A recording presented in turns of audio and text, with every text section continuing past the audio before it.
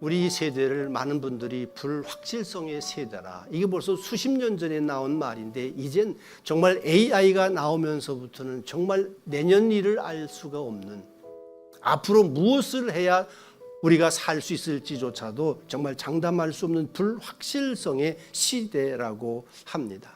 여러분, 저와 여러분들이 불확실성의 시대를 살아가고 있는 주인공이 확실하지만 그렇다고 해서 미래에 대한 계획이 없을 수는 없습니다. 아니, 세워져야 합니다. 염려와 두려움과 불안이 우리 모두들을 지금 사로잡고 있습니다. 오늘 여기서 저와 여러분들이 미래에 대한 분명한 해결의 열쇠를 하나쯤은 가지고 가시면 좋겠어요. 과연 어떻게 해야 될까? 어떻게 하면서 삶을 살아야 할까? 투자를 얼마나 해야 되고, 그럼 노후 자금을 얼마나 모아야 되고, 이 말씀을 드리려는 것이 아닙니다.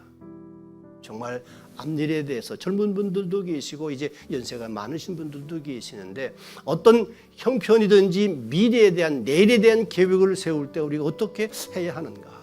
성도들에게 기본적으로 내일을 계산하고 계획을 할 때에는 하나님을 신뢰하고 의지해야 한다고 하는 분명한 믿음의 철칙은 있어야 합니다.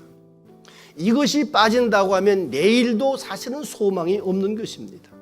과거에 수없이 많은 문제가 있었습니다. 구약 성경에 수도 없이 정말로 수만 차례 이상이나 계속 강조가 있는 것 다 종합을 해서 한마디로 한다고 하면 과거의 모든 문제의 가장 중요한 것은 하나님을 잃어버렸다입니다.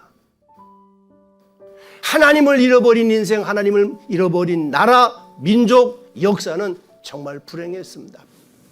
비극이었습니다. 하나님이 심판하셨고 하나님이 징계하셨습니다. 앞으로의 문제는 어디에 있겠습니까? 뭐가 문제이겠습니까? 사람들이 이제 정말 과학이, 문명이 너무너무 발달을 했습니다. 이제 AI가 어디까지 갈지, 슈퍼 AI가 생기면, 로봇이 생기면 정말 어디까지 갈지 예측도 할 수 없는 이런 세대죠. 과거가 하나님을 잃어버렸다고 한다면 이제 미래의 문제의 단 한 가지 중심이라고 하는 것은 하나님을 잃어버릴 것이다 입니다.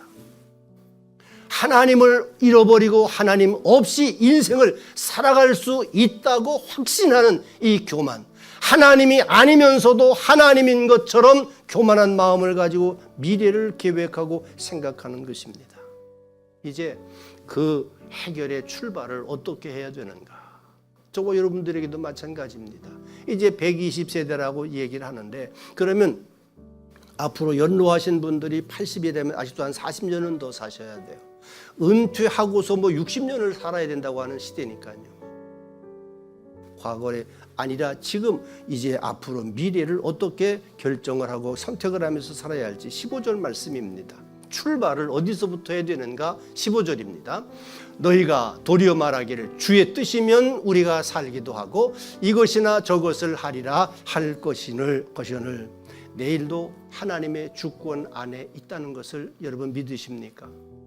하나님의 도우심을 받아 하나님과 교제하고 하나님과 대화하며 하나님의 인도하심을 따라 내 남은 인생을 살아야 한다고 하는 이 분명한 신앙의 원리가, 신앙의 철칙이 저와 여러분들에게 오늘 분명하게 되시기를 주님의 이름으로 간절히 축복합니다.